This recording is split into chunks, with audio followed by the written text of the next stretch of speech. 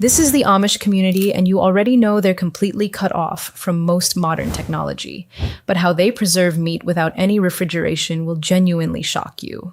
The secret behind how the Amish preserve meat without refrigeration isn't magic or hidden technology. And when I found out how easy their methods actually are, I genuinely got mad that nobody taught us this in school, because we've been getting scammed this whole time. The Amish are out here living like it's the 1800s, but somehow their food game is stronger than anyone shopping at Whole Foods. And the wildest part is they can butcher an entire cow and have 0% of it go bad, even without touching a freezer. Which sounds impossible until you realize humans kept meat fresh for literally thousands of years before refrigerators were even invented. So obviously there's a way to do it.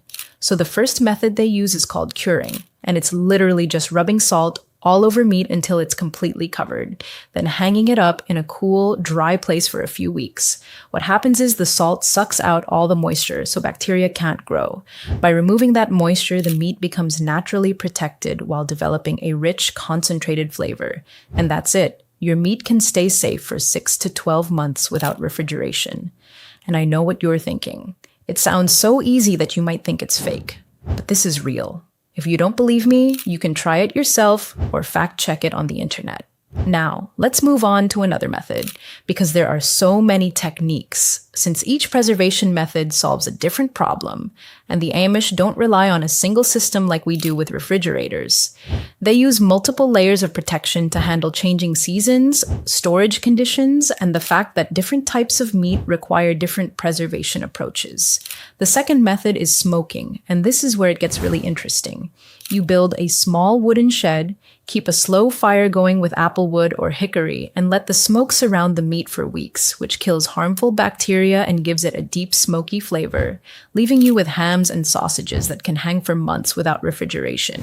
But that's just one option, so let's move straight to the third method, pressure canning, where you pack raw meat into mason jars with salt and water, cook them under high pressure for about 90 minutes, and the jars seal themselves, keeping the meat safe on a shelf for up to 5 years. If you want something quicker and simpler, the fourth method is fat sealing. You fully cook the meat, pack it tightly into a container, pour melted lard over the top until it's fully covered, and once the fat hardens, it blocks air and keeps the meat good for around 6 months.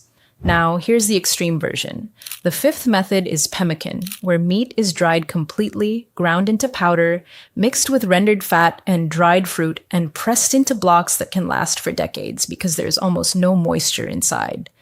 All of this food is stored in underground root cellars that stay around 40 degrees year-round without electricity, acting like a natural refrigerator that never shuts off. In one butchering day, an Amish family can turn a whole animal into smoked meat, canned meat, salt pork, sausage, and cooking fat that feeds them for months, while most of us throw meat away after a few days in the fridge. The truth is, we've only used electric refrigerators for about 100 years. Our great-grandparents lived without them, and the Amish never stopped using these older systems. So when a storm knocks out power and people lose hundreds of dollars of frozen food, Amish families barely notice because their food doesn't depend on electricity. Learning even one of these methods can save you money and stress, and the best part is you don't need expensive gear. Just basic supplies and the willingness to try the same simple techniques people trusted for generations. Subscribe if you like the video.